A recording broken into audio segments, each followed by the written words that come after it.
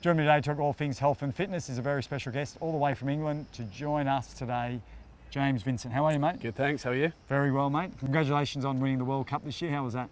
It was good. I was lucky enough to be involved. I didn't play all the games, but managed to play, I think, 3 or 4 in the end, and also was on the field during the Super Over. One of the lads was off injured, so yeah, in the thick of the action. But an amazing summer, amazing experience, and just that game.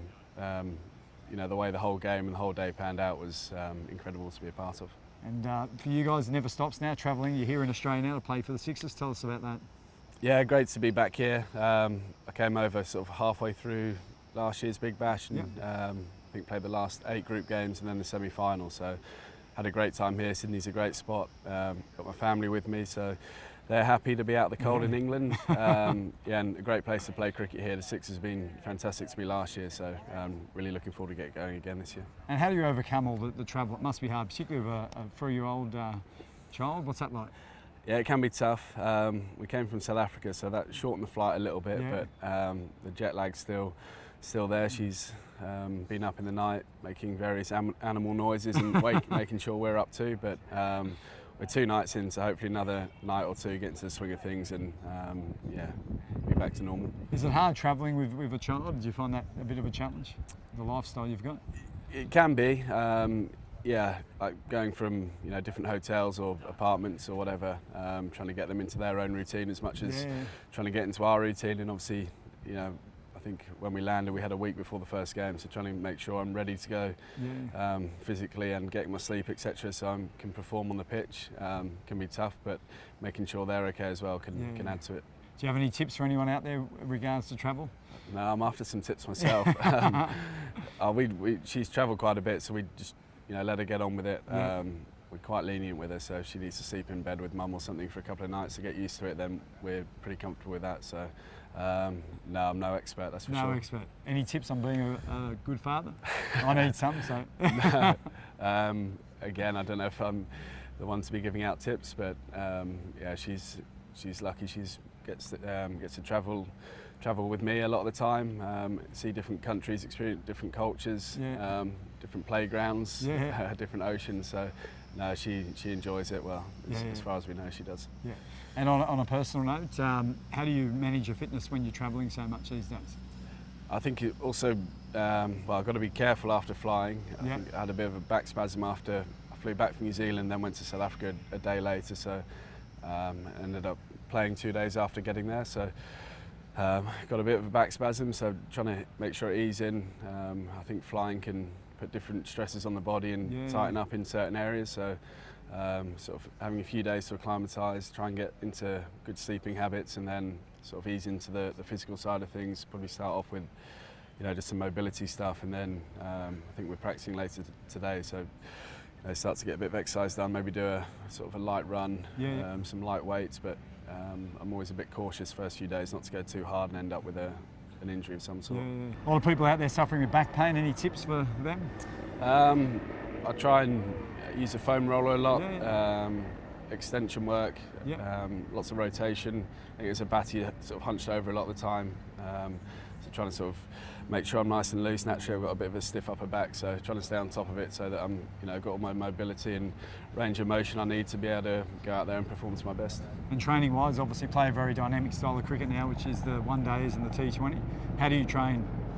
I think just, from a fielding training point of view, the way the fielding stepped up in the last sort of 5-10 years, naturally in practice you put yourself through a bit more, diving around and trying to go for catches that perhaps people wouldn't go for in the past. I think it's naturally comes into training a lot, just the standards have gone up, so you're expected to throw yourself about and get to balls which perhaps people wouldn't in the past. So a lot of it's incorporated into training, but also trying to do some stuff in the gym, some dynamic stuff to give you power and make sure your first sort of 3 or 4 strides, both sort of running between the wickets and in the field, are very important. So trying to have some power in the legs there to be able to move and change direction pretty quickly. And any form of training you prefer the most when you're in the gym? What do you enjoy? Sort of during competition, try and stay away from heavy weights just to avoid any stiffness. I like to feel as fresh as possible going into matches, so it'd be sort of more body weight stuff, or maybe light weights, and focusing on that that power stuff really. Trying to stay lean, so I'm nice and quick and agile out there. But yeah, it's sort of depending on what situation of the competition, or whether I'm sort of during a competition phase or just a training phase. The program can vary slightly. And talking about staying lean, diet must play a huge role in keeping your waistline down. Yeah, it does. Again, travelling can play a part. Sometimes you're staying in hotels where it's quite hard to get certain foods or to be cooked the way you like it to be cooked. But we've got apartments here, so I or the missus can take full control of what we eat. So yeah, we're also looked after really well. Before and after training and stuff like that, food's laid on. So I think that area of the game has definitely improved a lot in the last few years, and something we've got to be hot on and make sure we give ourselves the best chance to perform on the pitch. So what about yourself? What do you try to put on your plate to stay healthy? Again, depending on what's coming up, whether it's game day or not. On game days, I like to get sort of a big meal in around lunchtime, and then just a light snack before the game, so don't feel too heavy. Just be some protein and some carbs on there.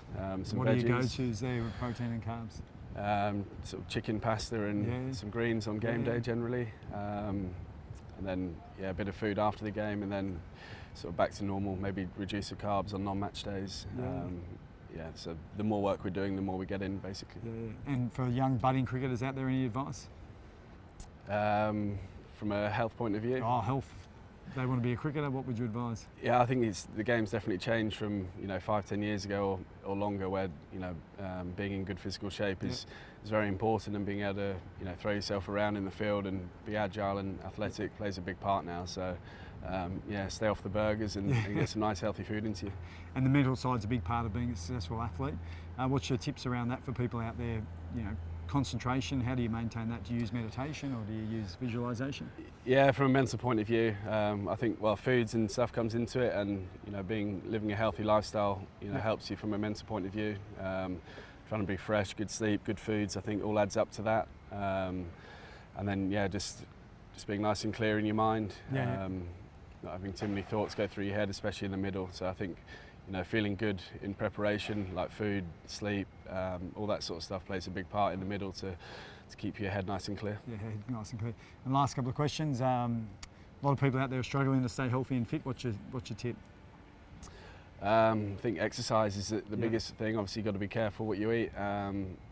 Everyone enjoys the odd cheat day or the odd treat every now and again, but exercise and living a sort of healthy lifestyle Australia's a great country to be able to do that. Running on the beach, spending a lot of time outdoors. But I think just having a routine where you know what you're trying to achieve, and having a set program you can stick to makes a big difference. So I think just enjoy what you do. Find something that motivates you, and you can crack on with it. And lastly, when you're in Australia, is there a particular food or drink you want to enjoy while you're here? I think the sun, it's always tempting to enjoy a drink. The old glass of wine maybe. Nice glass of red. That's about it really. Well mate, good luck with the series this year with the Sixers. Thank you very much. No worries, thank you. Cheers.